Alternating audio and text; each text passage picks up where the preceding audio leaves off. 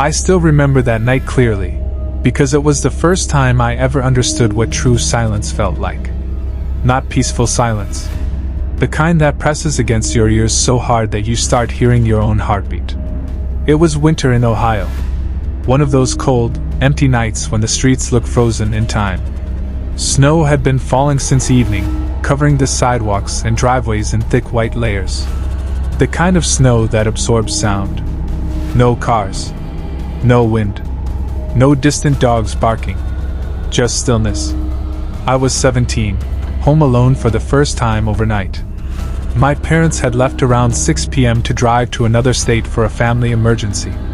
They promised they'd be back by morning. I believed them. I trusted the house. I trusted the locks. I trusted that nothing bad ever happens in quiet suburban neighborhoods like ours. That confidence lasted until about 1:46 a.m.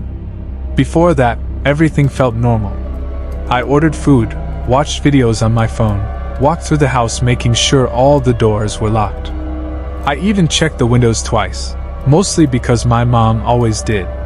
The house felt familiar. Safe.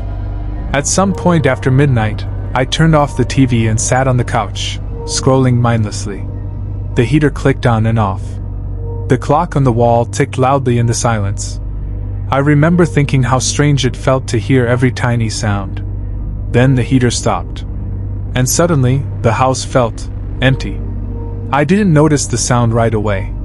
At first, my brain refused to register it. It was faint. Almost gentle. A single footstep. Not downstairs. Upstairs. I frowned and looked at the ceiling. Old houses make noises, I told myself. Wood contracts in the cold. Pipes shift. Floors creak. Every adult says that. Then it happened again. Another footstep. Slow. Heavy. Deliberate. I sat up straight, phone forgotten in my hand. My heart began to beat faster, not from fear yet, but confusion. The sound wasn't random. It wasn't a quick pop or a crack. It sounded like someone placing their foot down carefully. I muted my phone. The footsteps stopped. The silence that followed was worse than the sound itself. I held my breath, listening so hard that my ears felt strained. Nothing moved. Nothing creaked. I let out a quiet laugh, more to convince myself than anything else. Relax, I whispered. You're alone. That's when I heard it. A long scraping noise. Like furniture being dragged across a floor. It came from directly above my bedroom. My stomach dropped. I stood up slowly, my legs suddenly weak. I stared toward the hallway leading to the stairs. The light at the top of the staircase was on. I never leave that light on. Ever. I felt a cold wave pass through my body. My hands began to shake as I grabbed my phone. I texted my mom. Did you come back early? No reply. I waited. 30 seconds felt like 5 minutes. I called my dad. Straight to voicemail. That's when the sound started again. Footsteps. This time, they were closer. Moving toward the stairs. Step. Pause. Step. Each creak echoed through the house like it was amplified. I could picture it in my head, someone moving slowly, deliberately, making sure not to trip. I whispered, "Hello?" and immediately regretted it. My voice sounded weak. Small. Vulnerable. The footsteps stopped. For a brief moment, hope filled my chest. Maybe I imagined it.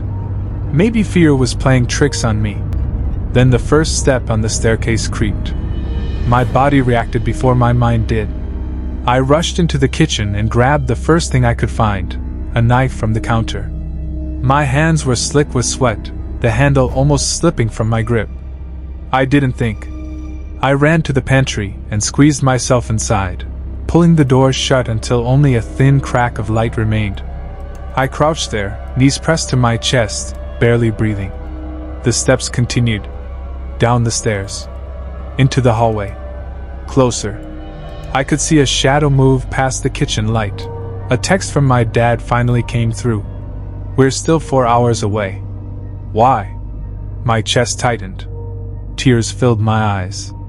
I started typing, my fingers trembling. Someone's inside the house.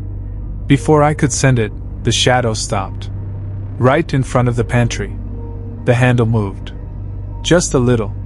Then a whisper came through the crack in the door, so close it felt like it brushed my ear. "I know you're awake."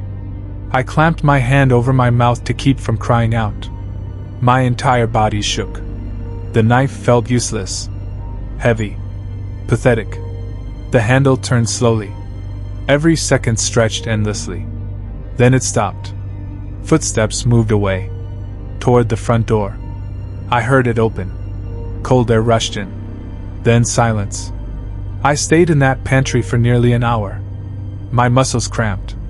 My breathing hurt. I didn't move until police sirens filled the street. The officers searched the house. No forced entry. No fingerprints.